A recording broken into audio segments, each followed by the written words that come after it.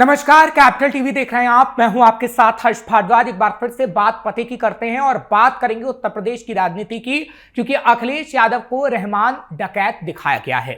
उत्तर प्रदेश के अंदर अलग अलग जगह पर पोस्टर लगाए गए हैं, जिसमें धुरंधर 2 जो हाल ही में फिल्म आई, उसी के तर्ज पर यह दिखाने की कोशिश की गई कि कैसे माफिया राज अखिलेश सरकार में रहा था और तस्वीर को बदला गया और अखिलेश यादव की तस्वीर लगाकर बताया गया कि कैसे डकैती का काम समाजवादी पार्टी करती थी 2017 से पहले, और योगी आदित्यनाथ इस वक्त धुरंधर बनकर पूरे प्रशासन को संभाल रहे हैं और जनता भी खुश नजर आ रही है। हालांकि समाजवादी पार्टी की तरफ से तमाम जगह पर उन पोस्टरों को फाड़ दिया गया है और बड़े प्रोटेस्ट की बात कही जा रही है।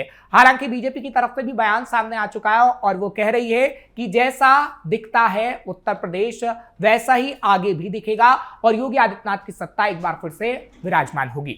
इसी पर दो खास मेहमान हमारे साथ जुड़े हुए हैं, स्वागत कर लेते हैं। उसके बाद चर्चा की शुरुआत विस्तार से करेंगे। सबसे पहले डॉक्टर निखिल खत्री साहब मेरे साथ जुड़े हैं। निखिल साहब, आपका स्वागत कर रहा हूं। समाजवादी पार्टी के आप प्रवक्ता हैं, आपका बहुत बहुत स्वागत है। सूर्य साहब, आपका भी बहुत बहुत स्वागत कर रहा हूं। आप बीजेपी के नेता हैं, आपका भी बहुत बहुत स्वागत है। सबसे पहले निखिल साहब, मैं आपके पास आ रहा हूं क्योंकि दिखाया गया है 2017 से पहले का उत्तर प्रदेश और अखिलेश यादव को जो डकैत के तौर पर दिखाया गया, उसमें बीजेपी ये कह रही है कि जैसी तस्वीर समाजवादी पार्टी की 2017 से पहले थी उसी को दिखाया गया, अखबारों की कटिंग लगाई गई और ये बताया गया कि समाजवादी पार्टी में गुंडागर्दी थी, ऐसे माफियाओं का कनेक्शन था, तो उसमें गलत क्या है? निखिल साहब। नहीं, सबसे पहले आपने इन चीजों को बोला। अगर जिन्होंने ऐसे पोस्टर लगाया, अगर उन्हें माफिया का मतलब पता ही होता तो वो ऐसा कार्य करते ही नहीं। और दूसरी बात, अभी मेरी आवाज आ रही है? जी, मैं आपकी आवाज ये बता दूं, और जो ये नई उम्र के जो लड़के हैं, इनको बिल्कुल भली भांति कुछ नहीं पता है। इनको पैसा देकर ऐसी चीजें करवाई जा रही हैं और ये कौन करवा रहा है ये हमें साफ तौर पर पता है। मैं साफ तौर पर एक बात कह दूं, भारतीय जनता पार्टी कितनी भी ओछी राजनीति कर ले, कितनी भी सस्ती राजनीति कर ले, कितनी भी सस्ती पब्लिसिटी कर ले, उससे कुछ नहीं होगा। जनता ने उम्मीद बना ली कैसे 27 में जाएंगे ये, और बार बार ये ऐसे छोटी छोटी ऐसी चीजें करवा के क्या जनता में भ्रम फैलाना चाह रहे हैं। अभी आप पूर्वांचल की बात ले लीजिए, पूर्वांचल में क्या 50-100 मुकदमे क्या वहां के बाहुबलियों पर नहीं लगे हैं? उन पर आज तक कोई एक्शन नहीं हुआ। क्यों? क्योंकि वो सरकार के साथ मिले हुए हैं। अतीक अहमद के ये अगर आप गूगल पर आप टाइप करेंगे तो गूगल पर आप लिख देना Atiq Ahmed with BJP leaders, तो आपको साफ तौर पर कई चीजें पता लग जाएंगी कि कौन कौन उनके साथ था। तो हर्ष भाई, ये कुछ नहीं है, ये एक फेक नैरेटिव है जो बीजेपी द्वारा फैलाया जा रहा है। और जो ये यूथ अगेंस्ट माफिया के खिलाफ जो ये एक मुहिम लेकर आए, ये मुहिम नहीं बल्कि भाजपा द्वारा संचालित है। और ये बच्चे ऐसे मूर्ख बच्चे हैं जिनको कुछ नहीं पता है और जो सिर्फ और सिर्फ जनता में जहर घोलने का काम करते हैं। और हम तो मांग करते हैं कि आपकी अभी इतनी छोटी उम्र है, आप जब अपनी पढ़ाई करिए, इन चीजों में आप घुसेंगे और अगर आप कुछ झूठा नैरेटिव फैलाएंगे तो कहीं ना कहीं जनता आपके प्रति भी नाराज हो जाएगी। तो मैं तो हर्ष भाई साफ तौर पर एक बात कह रहा हूँ, जनता इन चीजों को समझ चुकी है। और अभी जो पोस्टर्स, अभी एक और पोस्टर लगे हैं, ये धुरंधर नहीं लफंडर है, उन पर आप क्या बात करेंगे? अभी जो जो भी पोस्टर्स लग रहे हैं कि ये धुरंधर नहीं है, ये हकीकत में लफंडर है, उन पर कोई बात नहीं करेगा। तो साफ तौर पर जनता समझ चुकी है कौन धुरंधर और कौन लफंडर है। चलिए ठीक है, आप भी कह रहे हैं कि प्रोपेगेंडा फैलाया गया है। मैं सूर्य साहब से इस सवाल का जवाब लेता हूं, फिर थोड़ी सच्चाई आपको भी दिखाऊंगा, सूर्य साहब को दिखाऊंगा। सूर्य साहब कह रहे हैं कि ये धुरंधर नहीं है जिन्होंने पोस्टर लगाए हैं, ये लफंडर लोग हैं जो पोस्टर लगा के समाजवादी पार्टी की इमेज को खराब करना चाहते हैं। अगर आपको बात करनी है तो आप मुद्दों की करिए, अगर आपको बात करनी है तो आप अपने विजन की करिए, अगर आपको बात करनी है तो जिस विकास की आप बात करते हैं उस पर चुनाव लड़िए। तो अखिलेश यादव को क्यों डकैत दिखा दिया गया? सूर्या साहब। देखिए, कोई राजनीतिक पोस्टर नहीं लगाया है। ये पोस्टर 2017 के पहले के जो याददाश्त थी लोगों को, उसको उजागर करने के लिए लगाया गया। ये पोस्टर ये कहता है कि कितने क्राइम उत्तर प्रदेश में हुआ करते थे, समाजवादी पार्टी की सरकार थी, कितने लोग मारे जाते थे। ये मैं नहीं कर रहा हूं, ये ना वो यूथ जो अभिनव तिवारी ने इस पोस्टर को लगाया या उनकी संस्था द्वारा जो लगाया गया, समाज सेवी लोग हैं। ये लोग आम जनता आज इस बात को कह रही है कि अखिलेश यादव का जो राज था वो पूरी तरीके से इतना गलत था कि लोग परेशान थे। आज जो अखबार की कटिंग उसमें लगाई गई है, वो कटिंग उन्होंने खुद नहीं बनाया, वो पेपरों की कटिंग है, वो आपके टीवी चैनलों की कटिंग है।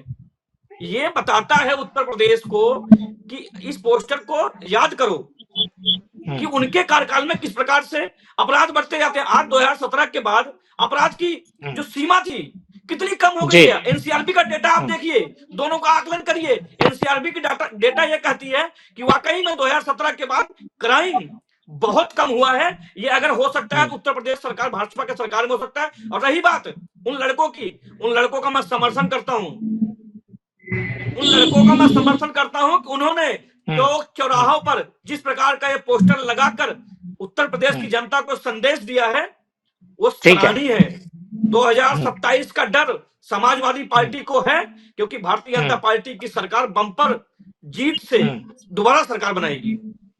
चलिए ठीक है, मैं जुहैर साहब आपके पास आ रहा हूं। खत्री साहब आपको पूरा समय दूंगा। एक कमेंट में जुहैर साहब से ले लेता हूं, अभी हमारे साथ जुड़े हैं वरिष्ठ पत्रकार के तौर पर। जुहैर साहब आपका सबसे पहले स्वागत है। सवाल यह है कि खत्री साहब ये कह रहे हैं कि जो रहमान डकैत अखिलेश यादव को दिखाया गया वो कहीं ना कहीं प्रोपोगेंडा है। सूर्या साहब कह रहे हैं कि अगर योगी आदित्यनाथ धुरंधर है तो क्यों ना धुरंधर जैसी तस्वीर दिखाया जाए, और जिसने पोस्टर लगाया है बीजेपी उसके समर्थन में नजर आ रही है। आपको क्या लगता है कि एक बार फिर से हम देखेंगे कि जो दंगा फसाद हुआ 2017 से पहले, उसको लेकर एक इमेज क्रिएट की जा रही है अखिलेश यादव की, और उसी को 2027 में बड़ा मुद्दा बनाने की तैयारी है?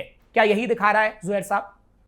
देखिए हर जी, अब जो है जिस तरीके से चुनाव उत्तर प्रदेश विधानसभा का नजदीक आ रहा है, उस तरीके से ये जो पोस्टर वार है ये फिर से ये इस तरीके से पोस्टर वार शुरू हुआ है। अभी शुरुआत पर है, अभी देखिए कौन से पोस्टर अभी लगने बाकी है। और जिस तरीके से आज यूथ अगेंस्ट माफिया का ये पोस्टर जो देखने को मिला है, इसी तरीके से आगे और भी तमाम पोस्टर, अभी पोस्टर वार शुरू हुआ है। समाजवादी पार्टी के समर्थक लोग भी जो है पोस्टर जरूर लगाएंगे, और इस तरीके से और भी तमाम पार्टियां हैं वो भी इस वार में भी शामिल होगी।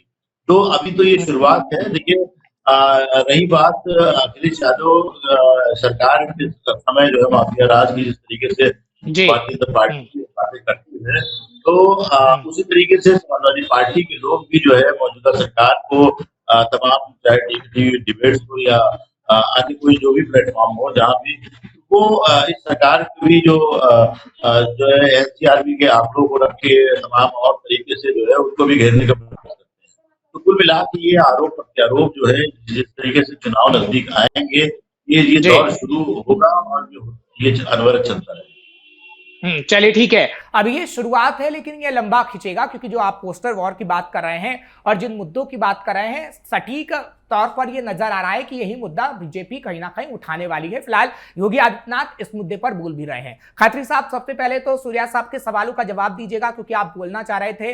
मेरा सवाल ये भी है, क्योंकि अभी जो हम ISI लिंक की बात कर रहे हैं, जो अतीक की बार बार बात होती है कि कैसे अतीक अहमद के लिए आपका प्यार उमड़ा, अतीक की कब्र पर जाकर फूल बरसाए गए। जब ऐसे माफिया जो उत्तर प्रदेश को पूरी तरीके से दहलाने का काम करें, अगर उन पर कार्रवाई होती है या माफियाओं की संपत्ति पर बुलडोजर चलता है, तो आपको दर्द क्यों होता है?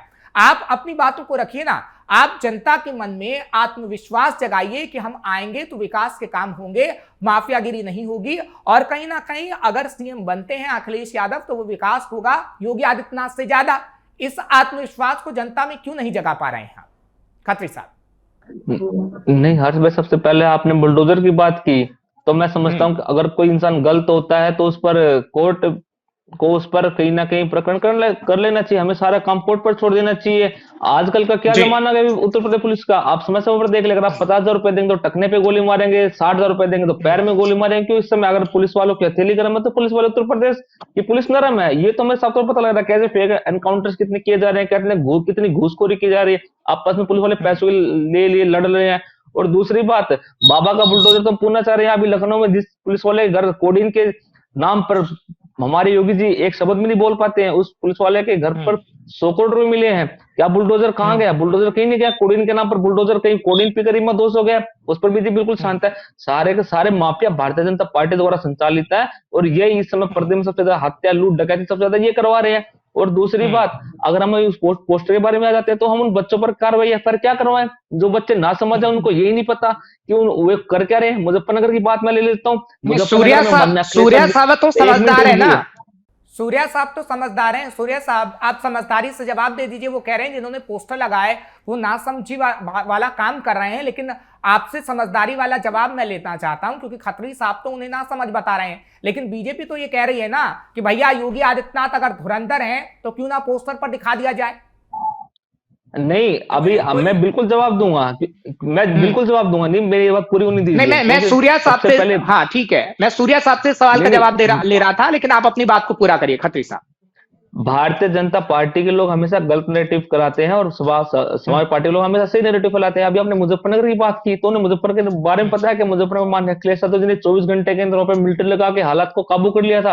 पर उसके बाद जैसे भारतीय जनता पार्टी के नेताओं सर हालात को जब काबू किया, खत्री साहब एक मिनट रुक जाइए, खत्री साहब प्लीज, ठीक है, मैं थोड़ी क्लियरेंस कर दूं, ठीक है, इनमें खत्री साहब मैं सूर्या साहब से भी सवाल पूछूंगा, लेकिन मुजफ्फरनगर की अगर आप बात करते हैं, जिस मिलिट्री एक्शन की आप बात करते हैं, जिस पुलिस एक्शन की बात करते हैं, आपको पता है कितने लोगों की जानें शामली में चली गई थी, मुजफ्फरनगर में कितने लोगों की जानें चली गई थी। उस जान जाने के बाद अगर आप मिलिट्री लगा रहे हैं, मेरी बात सुनिए, अगर जान जाने के बाद मिलिट्री लगा रहे हैं तो कोई फायदा नहीं है, ठीक है। नहीं, मैं बरगला नहीं रहा हूं, मैं सिर्फ डिटेल बता रहा हूं। खत्री साहब आप सुनिए तो सही, आप सुनिए तो सही, मैं आपकी पूरी बात सुनूंगा, मेरा सवाल तो सुनिए। आपने जो ये कहा, मैंने आपके सवाल या जवाब को नहीं नकारा। आप ये कह रहे हैं कि मिलिट्री एक्शन हुआ या पुलिस एक्शन हुआ, मैंने उसको भी नहीं नकारा। मैं तो सिर्फ आंकड़ा आपको बता रहा हूं कि उस एक्शन होने से पहले कितने लोगों की मौत हो चुकी थी, उसका आखिर जिम्मेदार कौन है, सवाल ये है ना। नहीं, आपने सवाल पूछा तो मेरा आप जवाब ले लीजिए।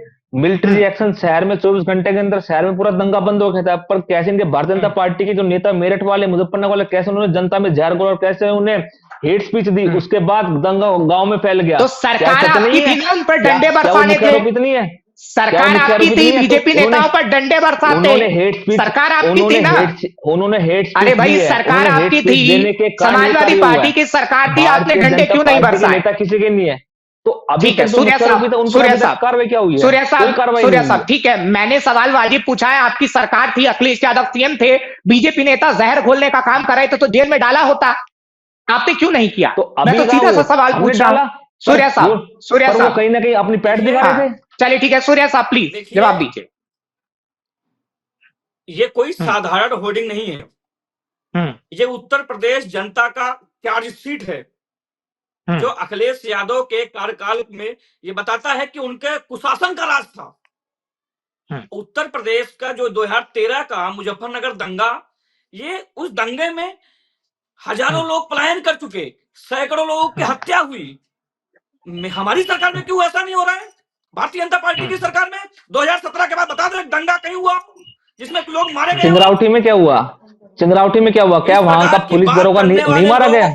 पर्दाफाश लगातार हो रहा है। आज जिस संस्था द्वारा, समाज सेवी द्वारा जो होर्डिंग लगाया गया, वो होर्डिंग उत्तर प्रदेश को सच बताता है, और अखिलेश यादव जी को यह सच पच नहीं रहा है। समाजवादी पार्टी के गुंडा माफिया लोग उस पोस्टर को फाड़ने की कोशिश कर रहे हैं ताकि जनता तक सच न पहुंचे, लेकिन भारतीय जनता पार्टी का एक कार्यकर्ता, उत्तर प्रदेश का एक युवा समाजवादी पार्टी के बहुरूपीयपन को दिखाएगा, और 2027 में भारतीय जनता पार्टी की सरकार बनेगी। और इन्हें डर अभी से पता लग गया है। एनसीआरबी का सारे माफिया तो आपकी पार्टी में, सभी माफिया आप लोग हैं। एनसीआरबी का डाटा 2017 आपने पढ़ा भी? हत्याएं बढ़ी। एनसीआरबी का डाटा अगर आप पढ़ोगे तो आपको पता लग जाएगा हकीकत क्या है। डेटा है पूरा, मैं बताता हूँ आपको। पहले आप एनसीआरबी की फुल फॉर्म बताइए। एनसीआरबी पहले फुल फॉर्म बताइए क्या है, फिर बाद में डाटा पर बात करेंगे। एनसीआरबी फुल फॉर्म ही नहीं पता नहीं। ठीक है, आप लोगों के पास डाटा ना हो तो मेरे पास मौजूद है, नहीं बता दूं। एनसीबीआर, आप लोगों के पास डाटा ना हो, सबसे ज्यादा पहली कॉपी ना हो, राज्य में दलितों पर अत्याचार हुआ, डकैती, बलात्कार सबसे ज्यादा इनकी सरकार में हुए हैं। इस पर कोई बात नहीं करेगा। बच्चों जैसा सवाल मत करो, बच्चों जैसा सवाल मत करो। बच्चे जैसे तो कार्य आप करते हैं। चलिए ठीक है, जुएल साहब तो आप करते हैं। अपराध 49,262। झूठा नैरेटिव सारा यहाँ पर बैठ के टीवी पे फैला रहे हैं। एनसीआरबी के अगर आप आंकड़े देखें तो सबसे ज्यादा अत्याचार भाजपा। चलिए ठीक है, मैं आप थोड़ा डाटा दिखाता हूँ। जोहर साहब से सवाल, ठीक है, आप लोग राजनेता है, आप अपनी अपनी बात करेंगे, लेकिन जनता की भी बात करनी पड़ेगी, जो हम करते हैं। ठीक है सूर्या साहब ठीक है। सूर्या साहब रैली में आंकड़ा दिखाइएगा ये प्लीज, मैंने आपका आंकड़ा सुन लिया, अब मेरे को बताने दीजिए क्या आंकड़ा है। और जुहैर साहब से मैं सवाल ले रहा हूं। सिरा साहब आपके पास आऊंगा, आपको पूरा मौका दूंगा। जुहैर साहब, अगर मैं आंकड़े की बात करूं, एनसीआरबी के आंकड़े का डिटेल खत्री साहब भी दे रहे हैं, सूर्या साहब भी दे रहे हैं। एनसीआरबी का आंकड़ा तो हमेशा आता है, कौन नहीं जानता सर। एनसीआरबी का आंकड़ा आपने भी पढ़ा, मैंने भी पढ़ा। मैं सब चीजों की बात नहीं करता, हत्या अपहरण की बात नहीं करता। हाँ, सांप्रदायिक दंगों की अगर बात करूं तो सांप्रदायिक दंगे नहीं हुए हैं, और ये एनसीआरबी का आंकड़ा भी कहता है। जुहैर साहब, जो इस वक्त बात चल रही है मुजफ्फरनगर की, खास तौर पर क्योंकि होर्डिंग में यही बात लिखी है, क्या आपको नहीं लगता कि जो मिलिट्री एक्शन की बात खत्री साहब कह रहे हैं उसमें देर हो गई? और क्या अगर बीजेपी नेता ने जहर फैलाने का काम किया तो उस वक्त डंडे क्यों नहीं बरसाए, एक एग्जाम्पल क्यों सेट नहीं किया गया? जुहैर साहब। नहीं, देखिए वो तो बहुत बड़ा ब्लंडर था, उसी की वजह से समाजवादी पार्टी को इतना बुरी पराजय झेलनी पड़ी, ये तो बिल्कुल फैक्ट है। और ये मुजफ्फरनगर में कहीं ना कहीं सरकार को समझने में और चीजों को कंट्रोल करने में, और यही कारण था कि मुजफ्फरनगर में जो बना हुआ जो वोट बैंक था समाजवादी पार्टी का, वो उससे कहीं ना कहीं छिटक गया और वो सीधे बीजेपी को उसका फायदा मिला।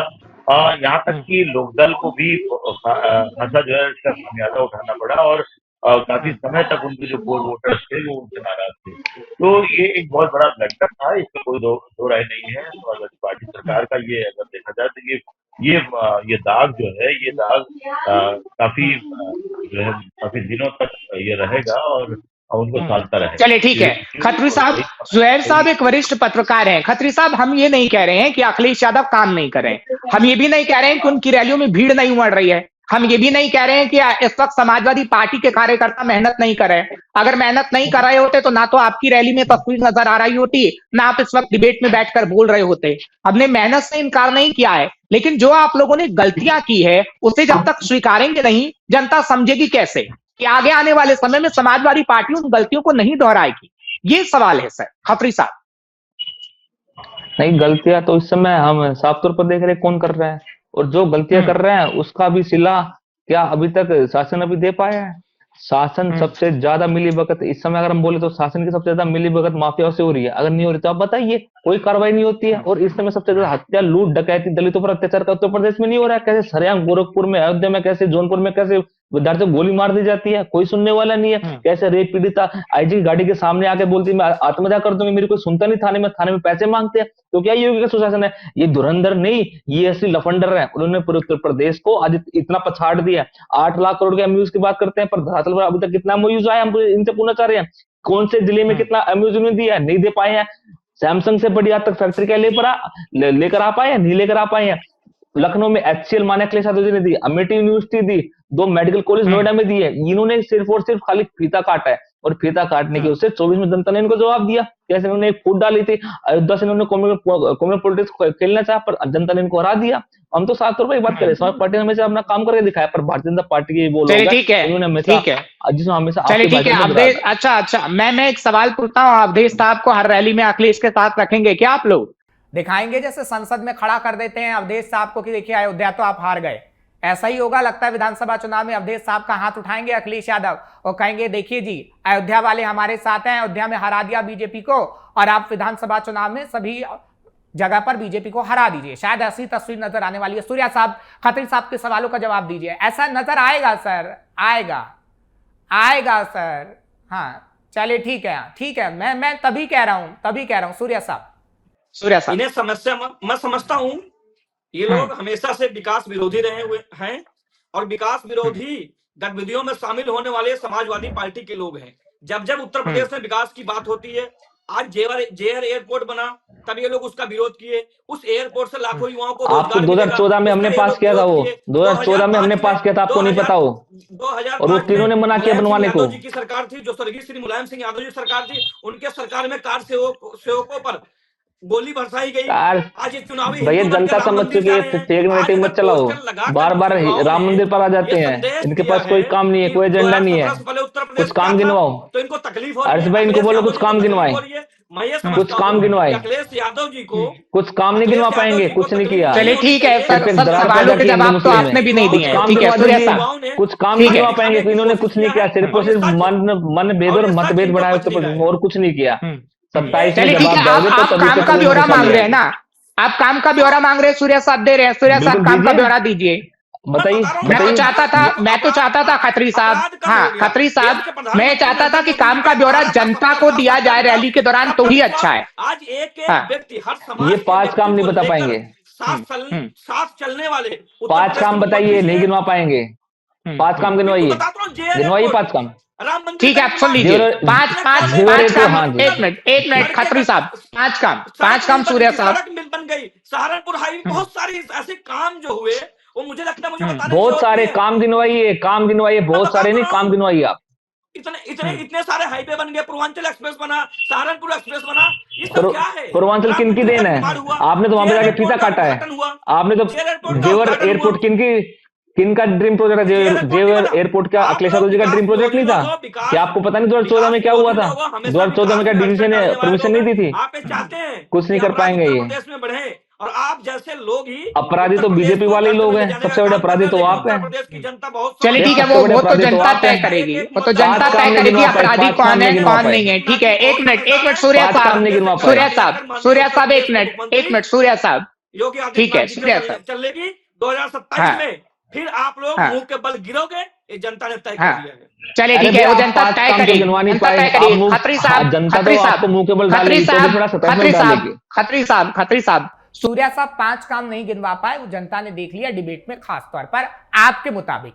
लेकिन ना अब मैं एक मिनट आप 10, ठीक है सूर्या साहब आप 10 नहीं 12, हाँ नहीं, मैंने सच्चाई नहीं बताई, मैंने सिर्फ मुताबिक कहा कि आपके मुताबिक सूर्या साहब नहीं बता पाए, हालांकि वो अपने काम गिनवा रहे हैं। खत्री साहब आप 5 काम गिनवा दीजिए जो अखिलेश यादव ने किए हों, फटाफट से, जल्दी से। जब सूर्या साहब नहीं गिनवा पाए तो आप तो गिनवाइए।